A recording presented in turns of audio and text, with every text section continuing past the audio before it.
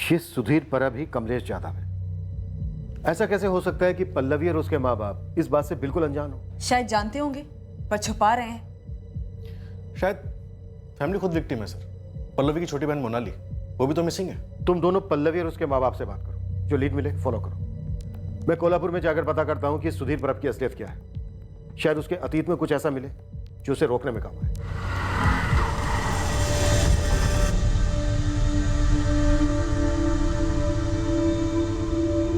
Inspector मिलन, मैं इस बात से वाकिफ हूँ, लेकिन मुझे ज्यादा फिक्र है उसके अगले शिकार की।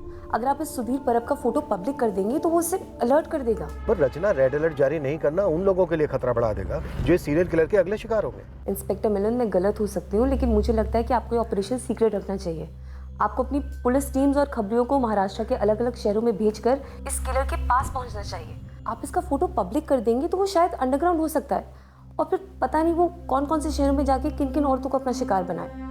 बहुत शातिर आदमी है। ओके रचना, एक पॉइंट तक ये ऑपरेशन सीक्रेट रहेगा, पर ज्यादा देर नहीं। एक जगह कमलेश यादव, दूसरी जगह सुधीर परब, जहाँ से अरेस्ट हुआ था। पता नहीं किस नाम से ऑपरेट करता है। कोठों पर जाता है, कंस्ट्रक्शन साइट पे काम करता है। ऐसे जगह को टारगेट करो। एक शहर, एक कस्बा, एक गांव, कुछ नहीं बचना चाहिए।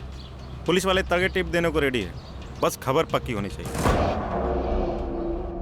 12 अक्टूबर को निकला था कमलेश, उसके बाद कभी लौटा ही नहीं। कोई फोन, कुछ भी नहीं सर। ये उसका तब का नंबर है। ये नंबर 12 अक्टूबर से बंद है? हाँ, मैंने सतारा पुलिस स्टेशन में भी यही नंबर दिया था। पाटिल सर, अक्टूबर 2016 में जो आपने कमलेश यादव के कॉल रिकॉर्ड्स और फोन की डिटेल्स निकलवाई थी, आप वो मुझे भेज दीजिए। ठीक है सुधा, मैं भिजवा दूंगा। मगर कमलेश यादव का फोन अक्टूबर 2016 से लेकर अभी तक स्विच ऑफ है। मैं ट्राई करता रहा। कोई बात नहीं सर, जैसा भी हम उसे ट्रैक कर लेंगे। मैं उस फोन का IMEI नंबर भेज रही हूँ जो कमलेश यादव अभी तक इस्तेमाल कर रहा था।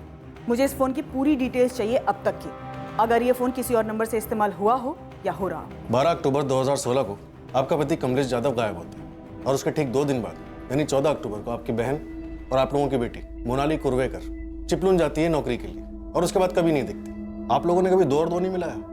एक बार भी शक नहीं हुआ इस सब के पीछे कमलेश यादव हो सकता है? पहले तो हमको यही नहीं मालूम था कि कमलेश यादव गायब हुआ है, और 1 हफ्ते के बाद में पल्लवी ने हमको ये बताया। साहब, कमलेश मेरा पति है, ऐसे कैसे हम मान लें कि मोनाली कमलेश के कारण गायब हुई है? मोनाली तो आई बाबा को बोल कर गई थी कि वो नौकरी के लिए जा रही है। मोनाली, ये कंपनी वाले वहाँ तेरे रहने का क्या इंतजाम कर रहे हैं? आई, उन्होंने बोला है कि रहने का इंतजाम और खाने का इंतजाम वो लोग करेंगे, तो पगार पूरा का पूरा बच जाएगा ना, जो मैं यहाँ भेजूंगी। आज के जमाने में इतना सब कुछ। ये लोग अच्छे तो होंगे ना? मैं एक बार वहाँ जाके उन लोगों से मिल लूंगी, तो तुझे फोन करके ना सब बता दूंगी। कोई नया बड़ा होटल था जिसमें उसे नौकरी लगी थी, और इस नए बड़े होटल का नाम तक नहीं पता आप लोगों को। मोनाली ने बताया ही नहीं हमको। ये बात आपको कभी खटकी नहीं? वैसे वाई पुलिस ने चिपलून के हर छोटे बड़े नए पुराने होटल्स में पूछताछ की थी। किसी भी होटल में किसी ने भी मोनाली कुर्वेकर का नाम तक नहीं सुना था। मोनाली पहले भी पंचगनी और महाबलेश्वर के होटल में नौकरी कर चुकी थी, इसलिए उस पर शक करने का हमको कोई कारण मिला ही नहीं। पल्लवी, क्या तुम्हारे पास भी अपने पति कमलेश यादव पर शक करने का कोई कारण नहीं था? उसके अतीत के बारे में कितना जानती हो तुम? कमलेश मुझे 2014 में मिला था। वो हम कामगारों का सुपरवाइजर हुआ करता था। सब उसे बहुत पसंद करते थे, मैं भी पसंद करती थी। ये मास्क पहनने से कम धूल फेफड़ों में जाएगी। ऐसे समझ में आया?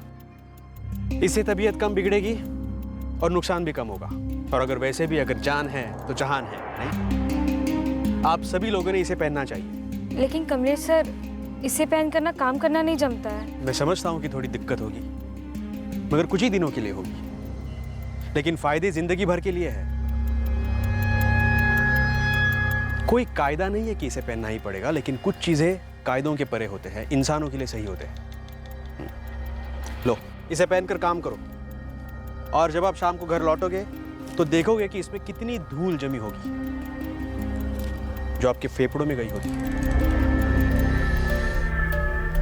मुझे कमलेश से प्यार हो गया सर।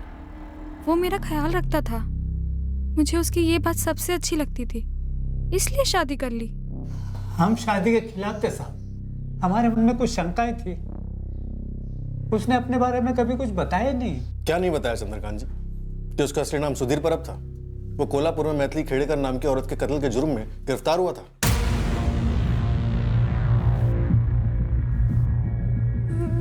मैं किसी मैथिली के बारे में नहीं जानती। मुझे शक था कि कमलेश की जिंदगी में कोई मधु है। हर बारी उसे अलग अलग कपड़े में देखना उसे पसंद है। उसे मधु मधु करके बुलाता था। तो इस मधु की बात को लेकर तुमने क्या किया पल्लवी? कभी मधु के बारे में कुछ जानने की कोशिश की? कभी कमलेश से कुछ पूछा? हाँ कमलेश, तुमने आज फिर मुझे मधु कहकर पुकारा। अच्छा, मधु? हाँ, तुमने पुकारा। मधु, हो गया मेरा, निकल रहा हूं मैं। पता नहीं क्यों, बस निकल गया होगा। लेकिन कमलेश, ये पहली बार नहीं हुआ है। इससे पहले भी तुमने मुझे मधु कहकर पुकारा है। कौन है ये मधु? अरे मुझे क्या पता रहे, इतने अलग अलग लोगों से मिलता रहता हूँ मैं, अलग अलग साइट्स पे। निकल गया होगा गलती से। इंसान हूं मैं, जुबान फिसलती है कभी कभी। चल निकलता हूं। मुझे शक हो गया था कि कमलेश का किसी मधु के साथ चक्कर चल रहा है। मुझे लगा साइट पर कोई होगी ये मधु। मैंने अपने तरीके से साइट पे पता किया था, वहां कोई मधु नहीं थी। जब पल्लवी उस कमलेश को हमसे मिलाने लाई थी, हमने उसके माँ बाप के बारे में, बचपन में तुम्हारे माँ बाप गुजर गए, लेकिन कमलेश तुम्हारा कोई गांव तो होगा ना? किसी न किसी गांव में, कस्बे में कोई ना कोई रिश्तेदार तो होगा ही। अगर होगा भी तो मुझे कुछ याद नहीं है। इतने साल अकेला रहा हूँ, कुछ याद ही नहीं है बचपन के बारे में। लेकिन मेरे बाबा ने मेरे लिए काफ़ी कुछ छोड़ रखा था। उसी से मैंने अपनी इंजीनियरिंग कंप्लीट की, सब खुद किया मैंने। हाँ, कुछ रिश्तेदार थे ज़रूर, लेकिन उनका रिश्ता सिर्फ पैसों से था। लेकिन मैंने किसी को भी अपने करीब नहीं आने दिया। तो तुम्हारे बाबा क्या करते थे? बिल्डर थे। काफ़ी कुछ ज़मीनें छोड़ी है मेरे लिए, पुणे में, मुंबई में। ज़मीनें हैं पुणे में, मुंबई में, इंजीनियरिंग पढ़े हो और इस सब के बावजूद कामगारों के सुपरवाइजर बने? हाँ, क्योंकि बाबा ने जो छोड़ा है वो कहीं भागा तो नहीं जा रहा है। और वैसे भी मुझे लोगों के साथ काम करना बहुत अच्छा लगता है, उनके बीच रहकर काम करना बहुत अच्छा लगता है मुझे। पल्लवी बेटा, मैं घुमा के बात नहीं करूंगा, सीधे बोलूंगा। कमलेश ये आदमी मुझे टेढ़ा लग रहा है। वो कोई टेढ़े वेढ़े आदमी नहीं है, उन्हें वाकई लोग पसंद करते हैं। आप ना कभी साइट पर आके देखो, कमलेश की लोग बहुत इज्जत करते हैं। आई, उन्हें लोग सच्ची प्यार करते हैं क्योंकि वो दिल से लोगों की मदद करते हैं। ये सब बातें अपनी जगह पल्लवी, लेकिन जो आदमी अपने खानदान का नाम तक नहीं लेता, कहता है कि रिश्तेदारों को दूर कर दिया, ये क्या बात हुई? सबसे बैर तो नहीं हो सकता, जबकि वो कहता है कि उसे लोग पसंद है। आप लोगों ने उसे सही तरीके से नहीं देखा है।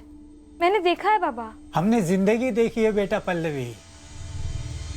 मैं इस शादी को अपनी रजामंदी नहीं दे सकता। पल्लवी प्यार में अंधी हो गई थी, कमलेश से शादी कर ली, हमको अंधेरे में रखा और हमें तब बताया जब कमलेश इसे छोड़ के चला गया। इसलिए कमलेश के गायब होने में और मोनाली के गायब होने में कोई लेन देन है, ये हमें सूझा ही नहीं। मुझे अभी भी नहीं लगता कि कमलेश ऐसा कुछ कर सकता है। कैसा कुछ पल्लवी?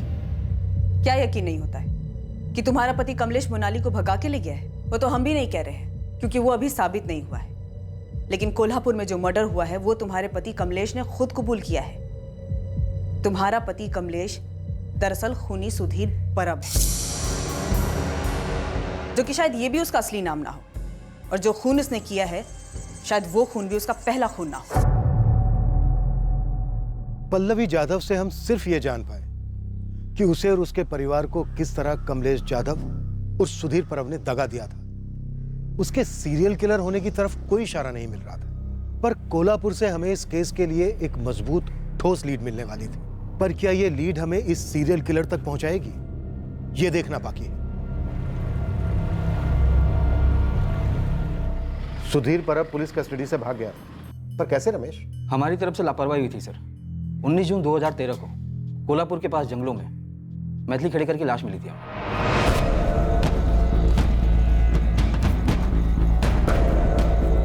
हमें मैथिली खेड़ेकर के पर्स में से एक पैन कार्ड मिला था किसी सचिन पांडे नाम के आदमी का। कॉन्डोम पहनकर सेक्सुअल असॉल्ट हुआ था? नहीं, पर आपके ही केस की तरह मैथिली को भी बेहोशी की वही दवा पिलाई गई थी, एल्केजरॉन। मडगांव के केस में भी वही ड्रग्स इस्तेमाल हुई रमेश, और ना जाने कितने केसेस में ऐसा हुआ होगा। जिसका पैन कार्ड मिला था मैथिली के पर्स में, उस सचिन पांडे का क्या कहना था? इससे पहले कि हम सचिन से बात करने उत्तर प्रदेश जाते हैं, लाश की पहचान हो चुकी थी। हमें पता चल गया था कि लाश मैथिली खेड़ेकर की है। कैसे? मैथिली पास ही कंस्ट्रक्शन साइट पर कामगार थी, सुधीर परब के साथ रहने लगी थी। ये तो मैथिली है, हमारे साइट की कामगार थी। किसी से भी पूछ लीजिए, सब लोग यही कहेंगे कि मैथिली का और लेबर सुपरवाइजर सुधीर परब का चक्कर चल रहा था। ये उसके साथ उसके घर पे रहने लगी थी। कब से? यही कोई 4-6 महीने से। ये लेबर सुपरवाइजर सुधीर परब कहाँ है? 4-5 दिन पहले नौकरी छोड़कर चला गया। उसका कोई पता नंबर कहीं लिखा है? हाँ जी बिल्कुल है ना, 2 मिनट दीजिए। मतलब सुधीर परब आसानी से हाथ लग गया? हाँ, पर अब मुझे लग रहा है कि शायद उस दौरान सुधीर ने कत्ल करना शुरू नहीं किया था। शायद मैथिली उसकी पहली शिकार थी। पर उसने सचिन पांडे का पैन कार्ड तो छोड़ा था पीछे, इन्वेस्टिगेशन को भटकाने। और उस तक जाने की बजाय सीधे सुधीर परब को उसके घर से उठाने निकल पड़े रत्नागिरी। कत्ल के बाद सुधीर अपने घर में छुपा बैठा था।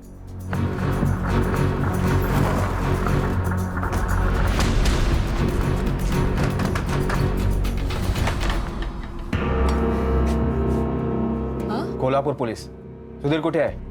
अंदर है वो। क्या बात है साहब? बुलाओ उसको। सुधीर, काय गो? पुलिस आई तेरे लिए कोल्हापुर से। काय झालं साहेब? अरे शर्ट कहाँ पहन रहा है? अभी तो तेरी पैंट भी उतरेगी लॉकअप में। लेकिन मैंने किया क्या है? अब क्या किया इसने साहब? अच्छा तालमेल है पति पत्नी का। पति पूछता है क्या किया, और पत्नी बोलती है अब क्या किया। ये साला थे। मत मारो साहब, मत मारो, मत मारो, मैं बोलता हूँ। बोलेगा? बोलूंगा। उठाओ इसे।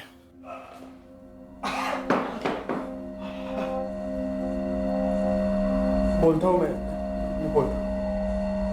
मैंने मैथिली को मारा। पहले पूरी कहानी बकेगा तू, फिर सोचेंगे मारे या ना मारे। बक गया था सर मैं। शादी करो शादी करो शादी करो, वही रिकॉर्ड बजाते रहती थी हमेशा। मुझे तो सिर्फ सोने से मतलब था। इतना ऊब गया मैं कि खलास कर दिया उसको।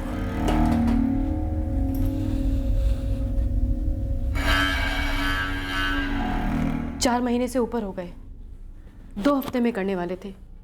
बोलो कब करोगे शादी? मैथिली खाना तैयार है? तुमने बताया नहीं कब करोगे शादी।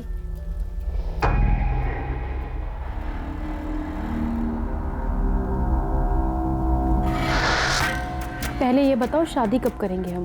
हाथ भी नहीं लगाने देती थी मुझे। शादी करो वही रिकॉर्ड बजाते रहती थी। फिर एक दिन मैं बोला उसे, रुक आज ही करते हैं शादी। लेके गया मैं उसे तब जंगल में। हाँ,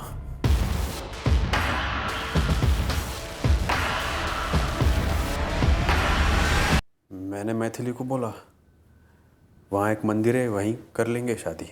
और फिर उसे अल्केज़ोरान पिला दिया, बेहोश कर दिया। मुझे शादी नहीं करनी थी उससे। इस दवा के बारे में कैसे पता चला तुझे? मेरी आई बीमार रहती थी, डॉक्टर ने बोला था ये दवा पिलाओ, दर्द कम होगा, नींद भी अच्छी लगेगी। तो मैथिली को भी दे दी मैंने ये।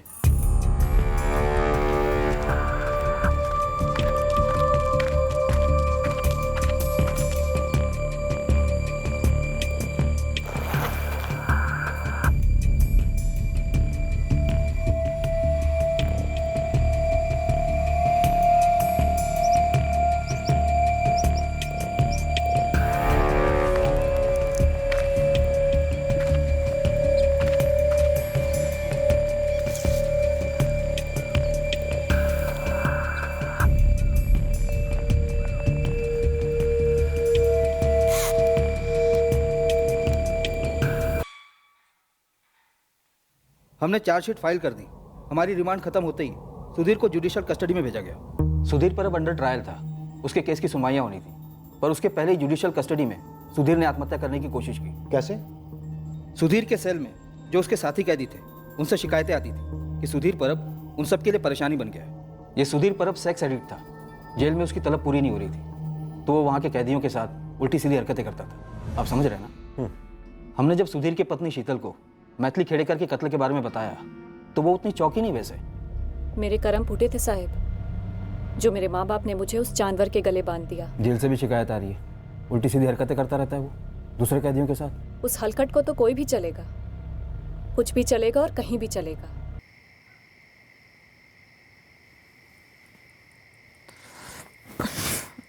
अभी नहीं सुधीर, दर्द होता है मुझे बच्चा आने के बाद। तब बोलोगे कि अब बच्चा हुआ है, मूड नहीं है। तुझ में कुछ अक्ल वक्ल है या नहीं? हाँ, ये दिन रात एक ही चीज के पीछे पड़ा रहता है। एक ही चीज चाहिए तुझे। बीवी है तू मेरी, तेरे पास ना हूं तो कहाँ जाऊं? और किसी चीज के लिए आता है मेरे पास? हाँ, डॉक्टर के पास ले गया मुझे एक भी बार? 2 मिनट बैठ के बात की मुझसे? घर के काम में तो हाथ बटाता नहीं है तू। दिन रात यही सब चाहिए क्या तुझे? इसीलिए शादी करके लाया? सो जा चुपचाप।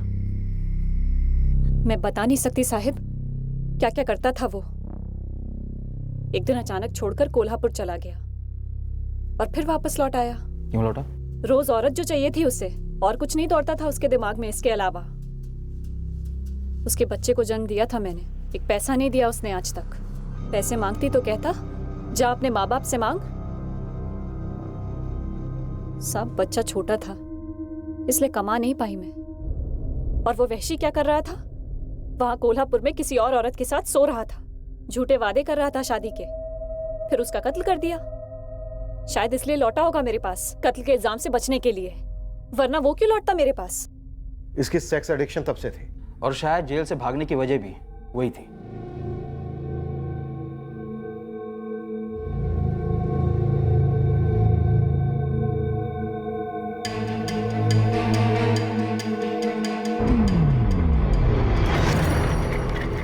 हाथ की नस काटी थी सुधीर ने, पर उसका मकसद खुदकुशी बिल्कुल नहीं था।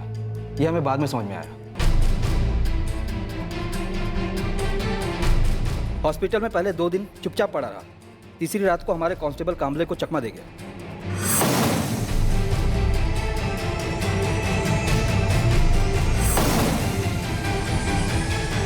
कांस्टेबल कामले को बेहोश कर दिया था। हाँ, कांस्टेबल कामले को तुरंत सस्पेंड कर दिया गया और सुधीर के लिए लुकआउट नोटिस जारी किया गया। ये सुधीर परब सतारा जाकर कमलेश यादव बन जाता है और मडगांव में पता नहीं क्या बना होगा, और हमारे नासिक में क्या। पर तब हमें बिल्कुल भनक नहीं लगी कि ये आदमी सीरियल किलर बन सकता है। यही तो मार खाते हैं। ऑलरेडी एक मर्डर में फरार कातिल ऐसा जुर्म दोबारा कर सकता है, सोसाइटी के लिए कितना बड़ा खतरा बन सकता है। इस पॉसिबिलिटी को, इस गंभीरता को समझते ही नहीं। विनीत, तुम रत्नागिरी के लिए निकलो, इस सुधीर परब की पत्नी शीतल को ले आओ। अभी निकलता हूँ सर। सदा कमलेश यादव की साली मोनाली कुर्वेकर के केस पर काम कर रही है। शायद मोनाली का भी मर्डर हो गया। बिल्कुल हो सकता है। हमें जल्द से जल्द ये पता लगाना है कि ये सीरियल किलर इस वक्त कहाँ हो सकता है। मैडम, यहाँ मुंबई के कमाटीपुरा के कोठों पर भी ये कमलेश यादव उर्फ सुधीर परब बैठता था, और यहाँ भी सेम नौटंकी, बार बार हाथ धोना और मधु मधु करना। पर क्या ये पता चला कि वो इस वक्त कहाँ है? कोई लीड मिली? मैडम, कंस्ट्रक्शन साइट थोक के भाव से है। मैंने अपने कई बंदों को एक एक साइट पे भेजा है। वैसे एक बात थी मैडम। हाँ बोल। पूरे चांसेस हैं कि मुंबई में भी इसने ऐसे ही रेप और मर्डर किए हों, तो एक बार इसके डिटेल्स को मुंबई के थानों में घुमवाइए। वो हम कर चुके हैं, तू अपना काम कर। हमें कोई लीड चाहिए कि वो इस वक्त कहाँ हो सकता है। आई सजेस्ट कि आप अपनी सर्च पुणे पे फोकस कीजिए। तुम उसकी सोच को ट्रैक कर रही हो? हाँ, एक हद तक, कि वो क्या सोच रहा होगा कि आप उसको कैसे ट्रैक करोगे। अगर हम उसका पैटर्न फॉलो करें तो वो कंस्ट्रक्शन साइट पे काम करता है। वो जानता है कि शायद आप उसको ढूंढ रहे हो, तो इसीलिए नासिक में मर्डर के बाद वो नासिक तो नहीं जाएगा, ना ही वो कोल्हापुर, सतारा या फिर गोवा जाएगा। चिपळूण तो वो बिल्कुल नहीं जाएगा। और नागपुर में मनोज महात्रे का वॉलेट चुराने के बाद वो नागपुर भी नहीं जाएगा। पुणे, यहाँ पर कंस्ट्रक्शन फुल स्विंग में है, इसलिए चांसेस है कि वो पुणे जा सकते। गुरु खबरी को पुणे भेजो, उससे कहो कि वो वहां की अपनी टीम से कांटेक्ट करें। पुणे की क्राइम ब्रांच यूनिट 3 के अनुज भोसले से बात करो। पुणे की हर कंस्ट्रक्शन साइट स्कैन करो। पर चुपचाप। Okay sir.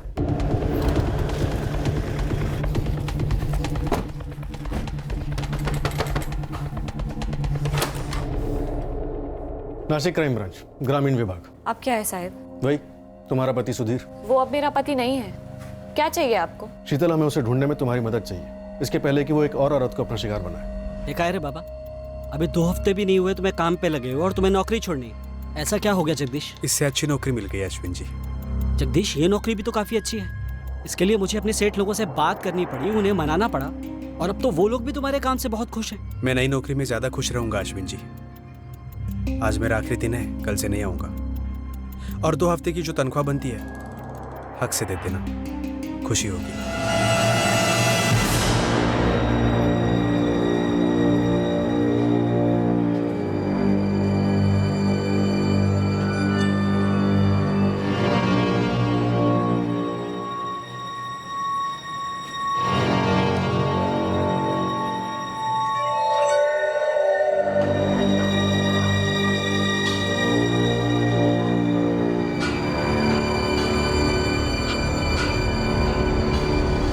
इसे तो तुम जानती हो, कोल्हापुर में इसकी लाश मिली थी 2013 में। गोवा मडगांव 2014। इस औरत की अभी तक पहचान नहीं हो पाई है। ये मोनाली कुरवेकर चिपलून से गायब हुई। इसकी बड़ी बहन पल्लवी से शादी की सुधीर ने, कमलेश यादव बन के, सतारा में। पहले वो गायब हुआ, उसके 2 दिन के बाद मोनाली गायब हुई। हमें शक है सुधीर ने उसके साथ कुछ किया होगा, लेकिन हमारे पास कोई ठोस सबूत नहीं है। मैं सुधीर को कभी पहचान नहीं पाई साहब। उस लीचड़ आदमी के साथ मेरा सिर्फ इतना ताल्लुक था कि मैं बदकिस्मती से उसकी पत्नी थी, और यही मेरी सबसे बड़ी गलती थी। जब पुलिस उसे पकड़ कर ले गई, उसके बाद मैं उससे कभी नहीं मिली। जब वो जेल से भाग गया, पुलिस आई थी पूछताछ करने, तब भी मैंने यही कहा था, और आज भी मैं यही कह रही हूँ साहब कि मैं सुधीर के बारे में कुछ नहीं जानती, सच में। शीतल, अगर सुधीर के बारे में कोई कुछ जानता है और बता सकता है तो वो सिर्फ तुम हो। सुधीर की माँ यहाँ रहती थी, जो 2012 में गुजर गई।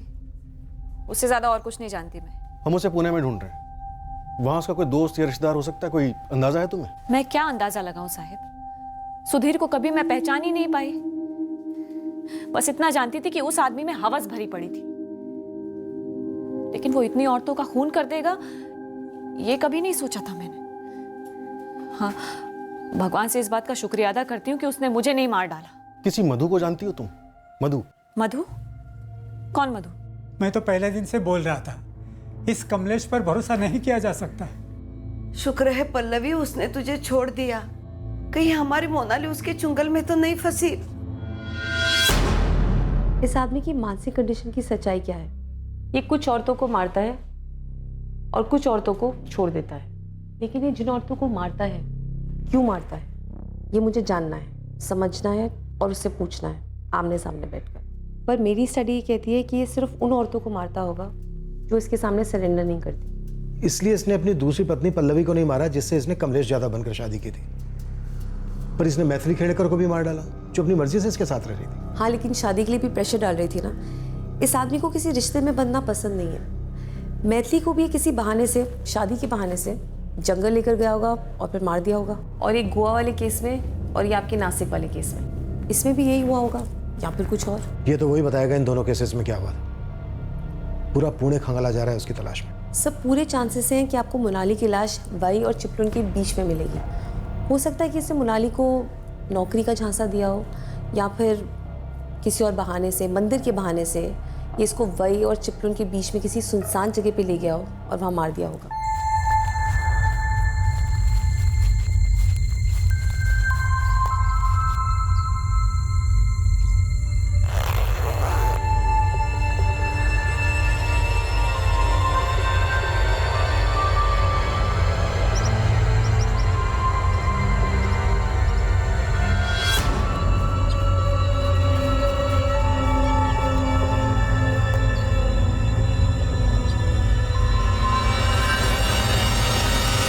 उसके अब तक के सारे मर्डर्स में एक सिर्फ मैथिली है जिसको उसने मारने से पहले सेक्सुअली असॉल्ट नहीं किया, और मैथिली को मारने का रीज़न ये था कि वो उसके साथ किसी बंधन में बंधना नहीं चाहता था। वो कोई इमोशनल रिलेशन नहीं चाहता। एक बार उसकी फिजिकल नीड पूरी हो जाती है, उसके बाद वो औरत उसके लिए मायने खो देती है। वो औरत को जैसे एक जीतने वाली चीज़ समझता है, और एक बार जीत हासिल हो गई उसके बाद वो आगे बढ़ना पसंद करता है। जैसे कि पल्लवी के साथ हुआ। पल्लवी उसको बहुत आसानी से मिल गई, लेकिन हो सकता है कि पल्लवी की बहन मोनाली, वो शायद उसके लिए एक चैलेंज हो, एक चुनौती। तो पल्लवी और उसके परिवार को कभी पता ही नहीं लगा होगा कि सुधीर उर्फ कमलेश उनकी बेटी मोनाली पर घात लगाए हुए था।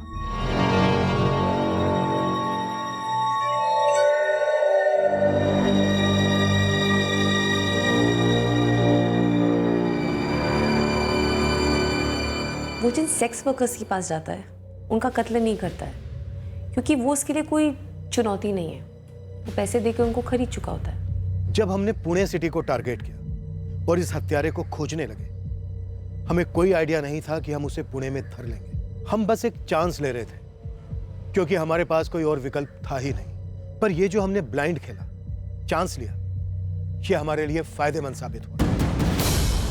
हाँ, बैठिए मैं इसके साथ। इसके बारे में जो भी पता है सब बता। बहुत खतरनाक है ये। खतरनाक नहीं तो हाँ, सन की जरूर है, 1 नंबर का सन की। सनकी ने 1 नहीं 2 नहीं कई औरतों का मर्डर किया। क्या बात कर रहा है? हाँ, मेरे को तो ये ऐसा टाइम पास लगा था। बोलता था कभी साड़ी पहन के आओ, कभी उतार दो, कभी मधु बोल के बुलाता था, कभी हाथ धोने जाता था। एकदम अजीब था। इसका कोई मोबाइल नंबर या घर का पता? इतना किसके पास टाइम है? और कस्टमर से उसके घर का पता कौन पूछता है? तू आखिरी बार इसके साथ कब बैठी थी? 1 सप्ताह हो गया रहेगा।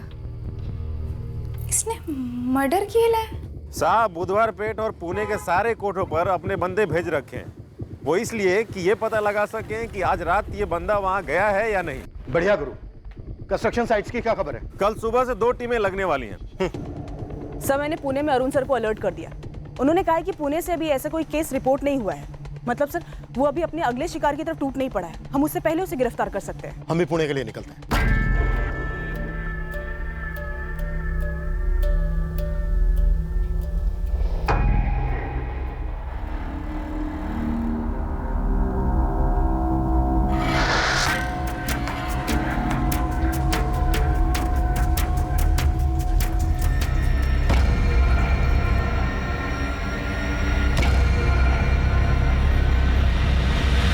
राजू, दीपक, आज ही आजूबा को तकलीफ मत देना।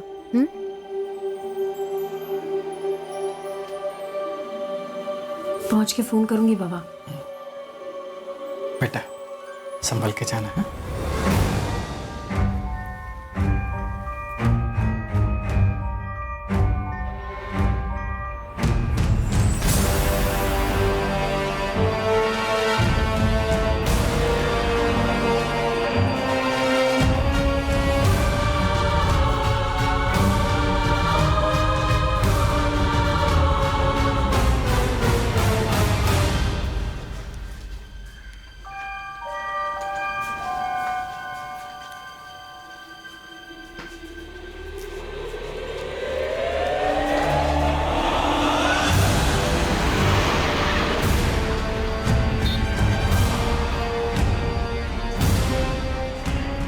आगे ना एक मंदिर है, मेरा कब से मन कर रहा है वहां जाने का।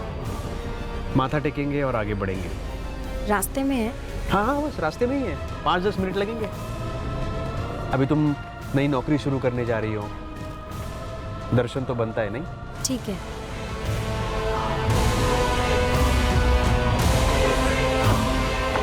The number you have called is currently switched off. भाई, ये आदमी जगदीश माने के नाम पर यहाँ लेबर सुपरवाइजर के तौर पे काम करता था। परसों ही नौकरी छोड़ी है इसने और उसका फोन भी स्विच ऑफ आ रहा है। क्या हुआ? किया क्या जगदीश ने? बहुत बड़ा कांड किया, सनकी है बंदा। मुझे भी लगा था ऐसा। यहाँ कहाँ रहता था? चकभूषण टेकरी के पास घर है इसका। चल चल चल चल। रुक रुक रुक रुक। भाऊ, ये बंदा परसों काम छोड़ कर गया। इसके साथ कोई औरत भी काम छोड़ी क्या? हाँ, एक औरत थी जो पिछले 8 महीने से यहाँ काम कर रही थी। कल ही अपना हिसाब करके निकल गई। नाम नंबर? तेजस्विनी महाडिक। नंबर मेरे रजिस्टर में है।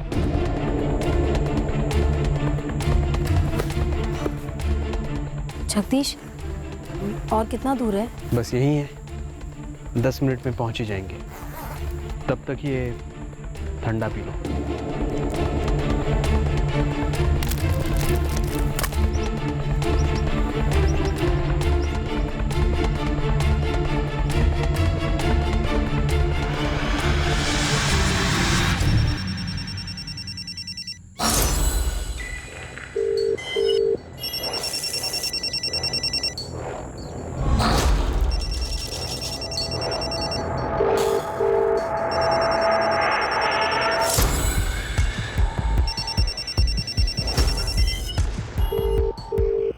लाओ मैं देखता हूँ। ये अचानक इतनी नींद क्यों आ रही है? धूप की वजह से आ रही होगी। तेजस्विनी फोन नहीं उठा रही है। उसके घर का एड्रेस भी है मेरे पास। जल्दी तो जल्दी। अब इस तेजस्विनी का फोन स्विच ऑफ है। हाँ सर, मैं तेजस्विनी के घर ही जा रहा हूँ और 2 बंदे को खूनी के घर भेजा है। हम आधे घंटे में पुणे पहुंच रहे हैं। तुम जल्द से जल्द तेजस्विनी के घर पहुंचो। तुरंत मुझसे कांटेक्ट करो। तेजस्विनी यही रहती है? हाँ, क्यों? बुलाइए जरा। वो घर पर नहीं है। वो आज सुबह सोलापुर काम के लिए गई है। इसके साथ गई? नहीं, हम तो नहीं जानते इसको। हाँ, तेजस्विनी कह रही थी उसका कोई सुपरवाइजर है जगदीश माने करके, उसने एक अच्छी नौकरी दिलवाई है उसे। तेजस्विनी का और भी कोई नंबर जो अभी है, उसके अलावा कोई नंबर? नहीं, उसका एक ही नंबर है। पर आप लोग हो कौन और तेजस्विनी के बारे में इतना पूछ रहे हो? मेरी बेटी ठीक तो है ना? माँ जी, आपकी बेटी खतरे में हो सकती है। उसकी अगर कोई फोटो है तो जल्दी दीजिए, तुरंत। खतरे में? किस खतरे में है मेरी बेटी? सर देर हो गई। सन की तेजस्विनी को लेकर सोलापुर निकल गया। कैसे निकली? तेजस्विनी की माँ बता रही थी बस से।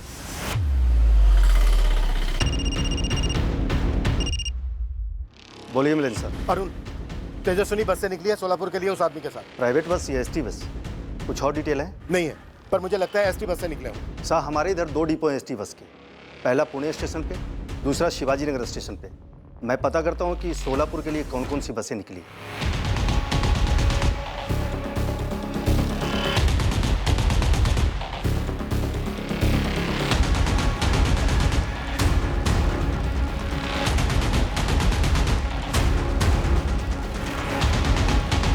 इस वक्त हमारा मुकाबला समय से था और हम काफी पीछे चल रहे थे। हमारा मुजरिम हमसे जितने करीब था उतना ही दूर भी था।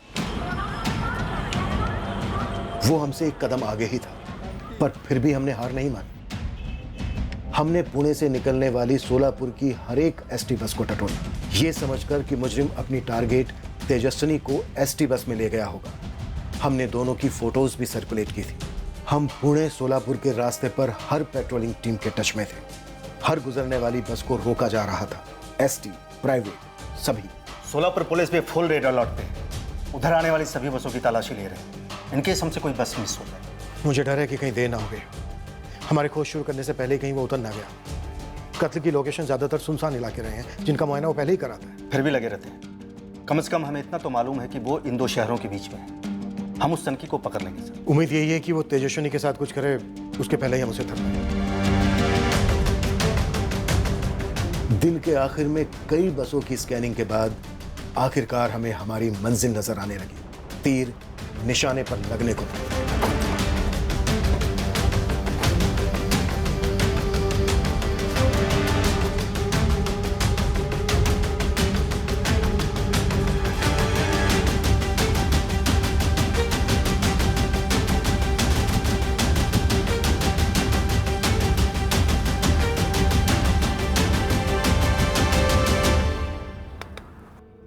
चल उधर नीचे धर। हमने हमारे संदिग्ध सुधीर परब उर्फ जगदीश माने को धर लिया था और तेजस्विनी उसके साथ नहीं थी। सर बार बार पूछा पर कुछ नहीं बोला। सर जबान पे ताला लगा है। तोड़े ताला सर? अभी तक तेजस्विनी का पता नहीं चला। अभी नहीं। इंस्पेक्टर, मैं सजेस्ट करूंगी कि आप सुधीर पर 3rd डिग्री इस्तेमाल ना करें। इतने मर्डर किए उसने, उसके दिमाग में पता नहीं क्या कुछ चल रहा होगा और हो सकता है कि अगर आप उस पर 3rd डिग्री इस्तेमाल करेंगे तो वो एकदम खामोश हो जाए। हमने उसकी दोनों पत्नियों को भी बुलाया, शीतल और पल्लवी। वो उन्हें भी कोई रिस्पॉन्स नहीं दे रहा है। शायद वो इससे रिस्पॉन्ड नहीं करेगा। इंस्पेक्टर, आप मेरे वहाँ आने तक का वेट कर सकते हैं, मैं उससे बात करूँगी। ओके, लेकिन जल्दी आना।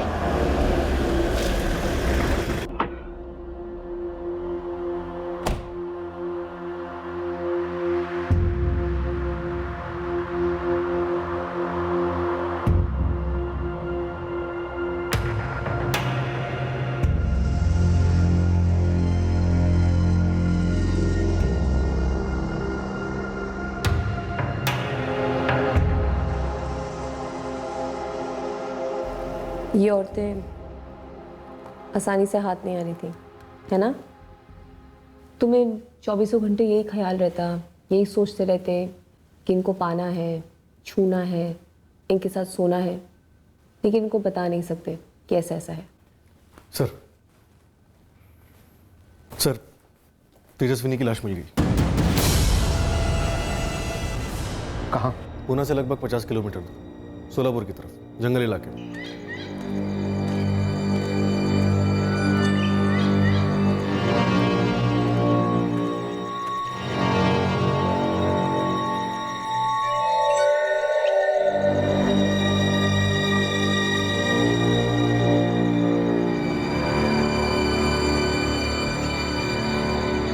बिल्कुल उसी कंडीशन में मिली है लाश, और तेजस्विनी के पर्स से मुंबई के किसी हरीश जागीरदार के नाम का ड्राइविंग लाइसेंस भी मिला है, मुंबई आरटीओ से इशू किया हुआ।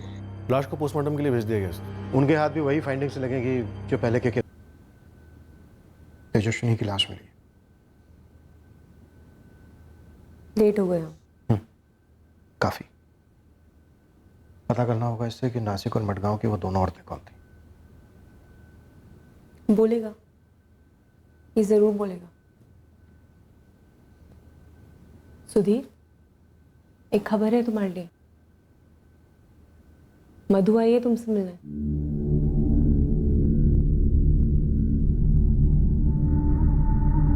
जिस तरह तुम इतने समय से उससे मिलने के लिए पागल रहे हो ना, वो भी तुमसे मिलने के लिए बेताब है।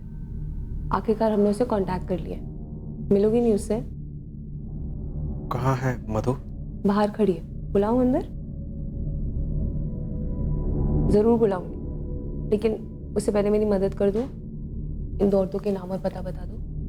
तुम इन दोनों औरतों को मधु मान बैठे थे ना? ये संगीता है, संगीता आचरेकर। कहाँ काम करती थी? मडगांव के आसपास? नहीं, बेलगांव से थी।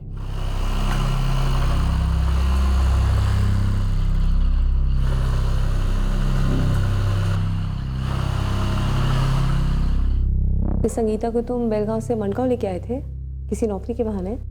मडगांव नहीं, पणजी। और फिर वहां तुमने कृष्ण मंदिर में माथा टेकने का बहाना बनाया। तुम वहां पहले भी गए हो? हाँ।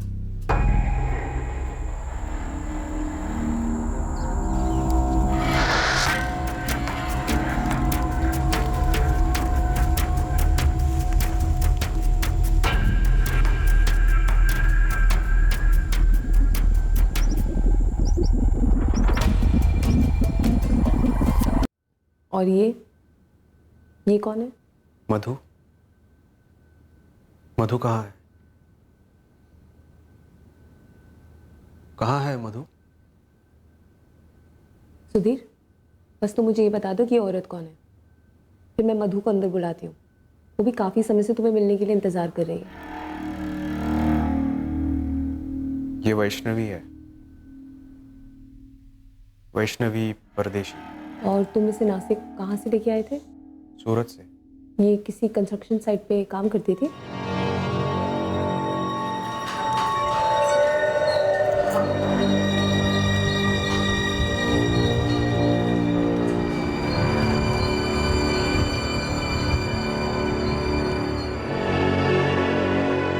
अब मधु को यहाँ बुलाओ। बस एक और सवाल, तुम्हारी दूसरी बीवी पल्लवी, उसकी छोटी बहन मोनाली, उसको क्यों मार डाला? लाश कहाँ है? हमने वाई और चिपलिन के बीच का चपा चपा छाना, लेकिन लाश नहीं मिली।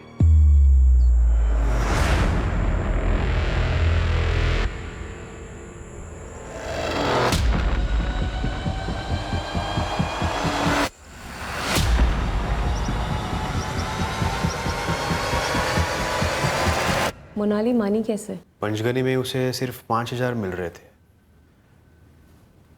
मैं बोला चिपलुन में 12,000 मिलेंगे, रहने खाने का अलग से। कहाँ मारा उसे? महाड़ के पास। तुम उन जगहों को पहले वीडियो में उतारते थे, वीडियो रिकॉर्डिंग करते थे। कारण क्या था उन्हें मारने का? क्या दुश्मनी थी उन औरतों के साथ? मधु कहाँ है? क्या तुम इन औरतों को पहले अप्रोच करते थे और ये तुम्हारे साथ सोने से मना कर देती थी, इसलिए तुम इनकी ड्रिंक में बेहोशी की दवाई मिलाते थे, कॉन्डोम यूज़ करते थे और इनके साथ सेक्स करते थे और फिर इनका कत्ल कर देते थे?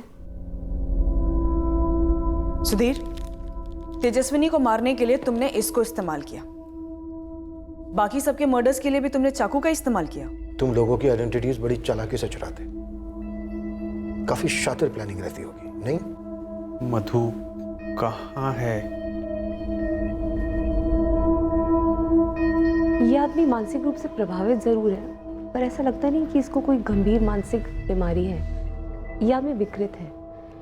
इसका दिमाग स्टडी करने के लिए इससे डिटेल में बातचीत करनी होगी। हमें जो चाहिए था वो मिल गया है, केस सोल्व हो गया। अब हम चार्जशीट फाइल कर सकते हैं। संगीता आचरेकर और वैष्णवी परदेसी, इन दोनों की फैमिली को ट्रेस करना होगा। रचना, इस हत्यारे को स्टडी करने का तुम्हें काफी वक्त मिलेगा। अब हम इसे फरार नहीं होने देंगे। एंड आई होप इंस्पेक्टर, अगर फ्यूचर में ऐसा कोई केस आए तो स्टडी को काम में लाया जाएगा। पल्लवी को गहरा सदमा बैठा उसके पति की हकीकत जानकर। उसका परिवार हक्का बक्का रह गया ये जानकर कि उनकी दूसरी बेटी इसी आदमी के हाथों मारी गई थी। तेजस्विनी का परिवार तहस नहस हो गया ये जानकर कि तेजस्विनी को धोखे से ले जाया गया और फिर कत्ल कर दिया गया। तेजस्विनी के केस में भी मॉडस ऑपरेंडी सेम थी। पहले बेहोश किया गया और मार डालने से पहले सेक्सुअल असॉल्ट किया गया। महाड़ पुलिस से कांटेक्ट करने पर पता चला कि मोनाली कुर्वेकर की लाश उन्हें पास ही के जंगलों में मिली थी। शिनाख्त ना होने पर उसे लावारिस मानकर उसका क्रियाकर्म कर दिया गया था। संगीता आचरेकर और वैष्णवी परदेसी के परिवारों से कांटेक्ट किया गया। पता चला दोनों तलाकशुदा थी और अकेली रहती थी। दोनों के परिवार वालों ने औपचारिक तौर पर इंक्वायरी की थी उनके काम की जगह पर उसके बाद उन्हें एक तरीके से भुला ही दिया था।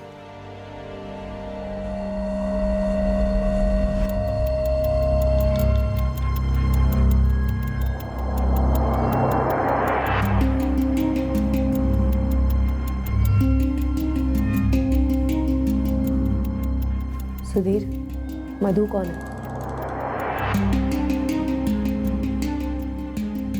हमें अब तक नहीं मालूम मधु कौन है, जिसके बारे में विजय बार बार जिक्र करता रहता है। संगीता आचरेकर के लिए वो पीटर गोम्स बने, पल्लवी और उसके परिवार के लिए वो कमलेश जाधव बने, सूरत की वैष्णवी परदेसी के लिए वो विजय शिंदे था, तेजस्विनी उसे जगदीश माने के नाम से जानती थी, शीतल और मैथिली खेड़ेकर के लिए वो सुधीर परब था। साइकेट्रिक एग्जामिनेशन के बाद डॉक्टर्स इस नतीजे पर पहुंचे कि इस आदमी को कोई मनोवैज्ञानिक बीमारी नहीं थी। ये मानसिक रूप से काफी सक्षम था अपने गुनाहों को प्लान कर अंजाम देने के लिए। पता चला ये केवल ओवरसेक्स्ड यानी अति कामुक इंसान है। जो औरतें इसकी पहल को ठुकराती या इस पर किसी तरह का दबाव डालती या जिन पर यह काबू नहीं कर पाता तो ये उनका रेप और कत्ल कर देता। और चूंकि एक बारी उसकी मॉडस ऑपरेंडी काम कर गई थी, वो बार बार यही भयंकर जुर्म दोहराता रहा। ब्रोकन विंडो थ्योरी, कभी भी किसी केस को अनसुलझा या अधूरा नहीं छोड़ना चाहिए। सुधीर परब का हॉस्पिटल से फरार होना छोटी बात नहीं थी।